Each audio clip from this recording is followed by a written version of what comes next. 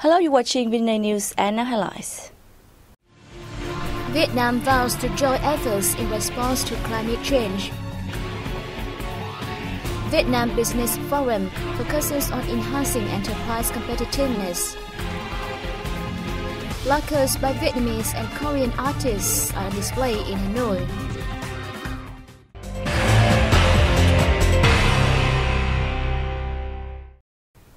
Vietnam will join global efforts to cope with climate change and cut greenhouse gas emissions by 8% by 2030 and even up to 25% with international support. Prime Minister Nguyễn Tấn Dũng made the commitment while delivering a keynote speech at the UN Climate Change Conference in Paris on November 30th. In his speech, Prime Minister Dũng also announced that Vietnam will contribute $1 million to the Green Climate Fund from 2016 to 2020 and step up the negotiations and adoption of the post-2020 Global Climate Agreement.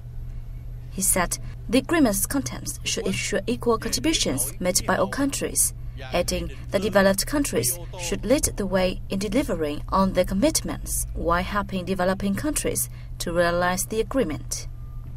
Despite its difficulties in pooling resources, Vietnam will continue to actively carry out strategies, programs and plans to tackle climate change on diverse fronts, while fulfilling the obligations set in the Framework Convention and the Kyoto Protocol.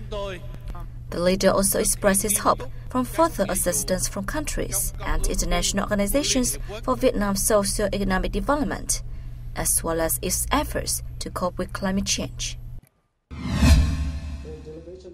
On the sidelines of the UN climate talks in Paris, Prime Minister Nguyễn Tấn Dũng, together with Dutch Prime Minister Mark Rutte and World Bank Vice President Laura Tusk, co-chaired a dialogue on response to climate change in the Mekong Delta region.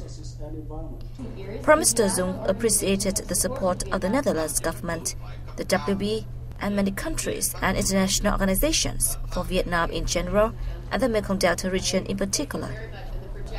Concerning priorities of regional growth, activities to adapt to climate change and rising seawater level are considered an integral part of the Mekong Delta's process of economic restructuring and switching to sustainable growth models. Vietnam is working to integrate disaster risk management and climate change response in plans for urban development and land use. Vice President Laura Tusk confirmed the WB will work closely with countries and international organizations on the issue and pledged to increase the annual funding for the bank's member countries to cope with climate change to $29 billion.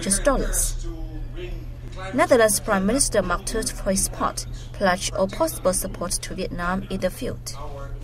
At the end of the dialogue, Vietnam, the Netherlands, and the WB issued a joint statement calling for global support to Vietnam in coping with climate change in the Mekong Delta. Meeting World Bank President Jim Yong Kim, Prime Minister Dũng spoke highly of the bank's assistance and support to Vietnam, especially the continuation of preferential loans of nearly $1.5 billion.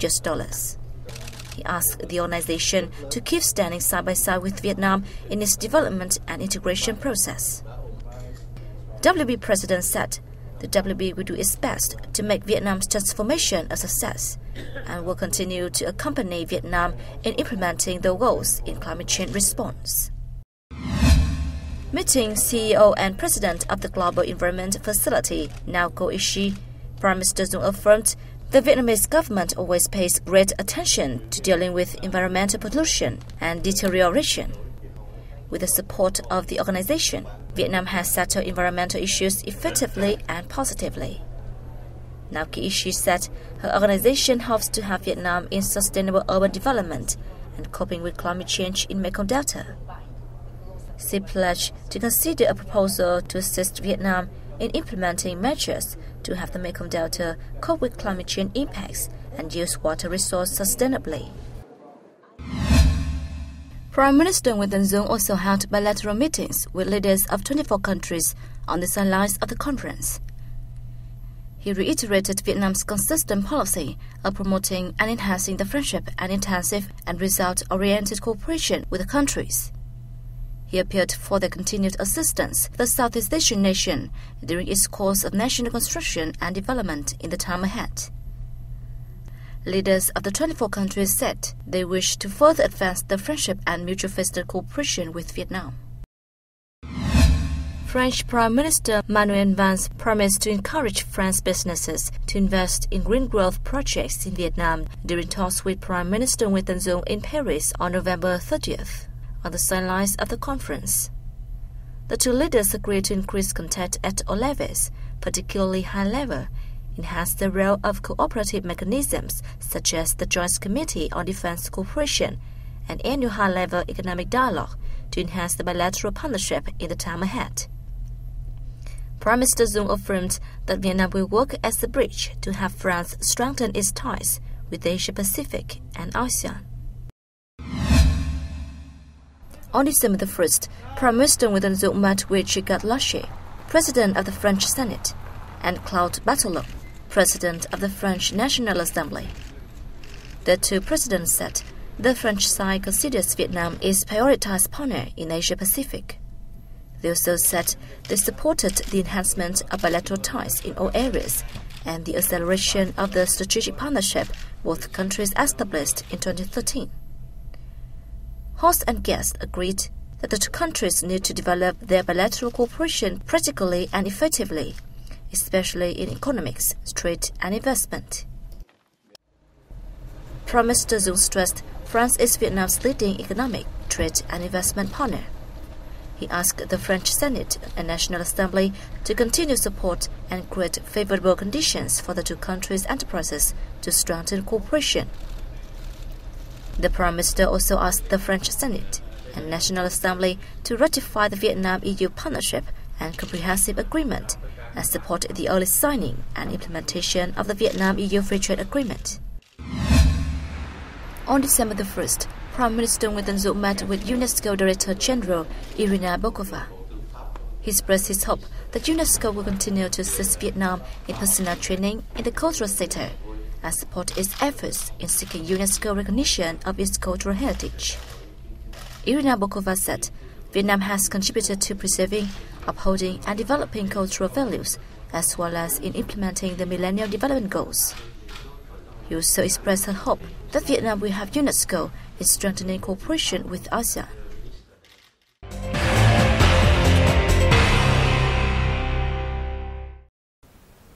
The Hanoi People's Council began its 14th session on December 1st. National Assembly Chairman Nguyễn Sinh Hùng presided over the event. The meeting heard reports on the capital city's socio-economic performance, with many achievements being made and targets being surpassed. Hanoi's gross domestic production grew 9.24%, the highest over the last 4 years. The city also aims to raise its GDP per capita to $3,778 in 2016, with a vision of $6,225 in the subsequent 5 years. Addressing the event, National Assembly Chairman Nguyễn Sinh Hùng stated that the Hanoi People's Council has shown positive and effective changes, as well as having addressed urgent local issues. He asked the city to continue its strong development and prepare for the upcoming elections of the 14th National Assembly and the People's Councils at all levels. Politburo member Lê Hồng Anh is leading a Vietnamese party and state delegation to Laos to attend celebrations of the country's National Day. On December 1st, the delegation was received by Party General Secretary and President Chomali Senyason, Prime Minister Thongsin Thamavong, and National Assembly Chairwoman Pani Yathotu. Politburo member Lê Hồng Anh spoke highly of the comprehensive cooperation between Vietnam and Laos on the basis of traditional friendship and special solidarity between the two parties, states, and people. He said Vietnam will do its utmost to further consolidate the Vietnam-Laos comprehensive cooperation. The Lao leaders thanked the Vietnamese party and state for sending a delegation to the 40th anniversary of its National Day, saying that this is a vivid manifestation of the Laos-Vietnam special relations. They spoke highly of Vietnam's assistance to Laos and congratulated Vietnam on its achievements in national renewal, construction, and defense. They said the Laos-Vietnam Comprehensive Cooperation has been developing and affirmed Laos will unceasingly nurture the special relations. A Vietnamese legislator has said the National Assembly highly values the role of the Parliamentary Assembly of the Francophone in striving for the goal of promoting democracy and rule of law state, respecting human rights and developing cultural diversity. National Assembly Vice Chairwoman Dong Thị Phóng made the remark at the 7th Conference of the Parliamentary Assembly of the Francophones Asia-Pacific region in Ho Chi Minh City on December the 1st. Phóng said she hopes the participants will discuss ways to increase the rates of female representatives in lawmaking bodies and propose measures to promote the French language. The conference is considered a multilateral channel and an important venue for the legislatures of participating countries with French as a common language. This year's event will focus on how to strengthen the Francophone space in Asia-Pacific.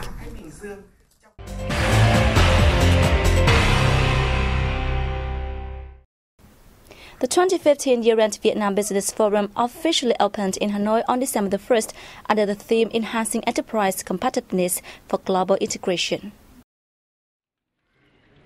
In his opening speech, Minister of Planning and Investment Wu Quang Vinh said Vietnam's institutional reforms and economic restructuring are taking place drastically. Therefore, there should be solutions to improve labor productivity and speed up public administrative reforms and the fight against corruption. He said in spite of some improvements in Vietnam's business climate, there remains a lot of things to be done ahead. He stressed the need to make Vietnamese businesses more competitive and complete policies in the context when Vietnam has become a member of a series of important free trade agreements. Deputy Prime Minister Vũ Văn Ninh pledged the government will direct relevant ministries to recognize enterprises' contributions to take proper measures to help enterprises make use of integration opportunities. Cooperation in the UN peacekeeping has become a significant part in the collaborative ties between Vietnam and China's National Defense Ministries and armies, held a workshop in Hanoi. Võ Văn Tuấn, Deputy Chief of the General Staff of the Vietnam People's Army, appreciated China sending its experts to Vietnam to share know-how and increase partnership in the field. The official proposed the Vietnam Peacekeeping Center and the Chinese Ministry of National Defense Peacekeeping Office map out specific cooperation programs focusing on training and experience exchanges. Chinese ambassador to Vietnam Hong Xiaoyong cited that the two defense ministers signed a memorandum of understanding on peacekeeping cooperation in April 2015, which opened up a new collaborative field between the two armies.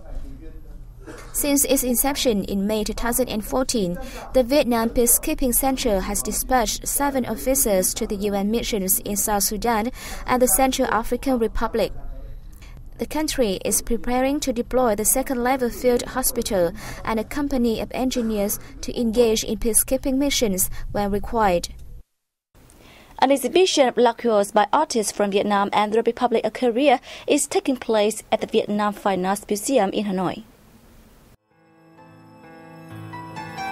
Called Lacquerware Vietnam and Art Show Republic of Korea, the event, the first of its kind, is exhibiting 39 pieces by 37 painters, featuring the beauty of the two countries' landscapes, people, and lives. Seminars to introduce the arts of both countries will also open at the Republic of Korea Culture Center. Lacquer art is a famous ancient Vietnamese trade. Lacquer paintings with mother of pearl and inlaid seashells are Vietnamese specialties. Orchin means lacquer in Korean. Artists extract the sap from oak trees as main material for the artworks, which feature recondite polish and the unique colors that are drawn from this material. Oak tree sap is a material that is unique to the Republic of Korea's traditional crafts.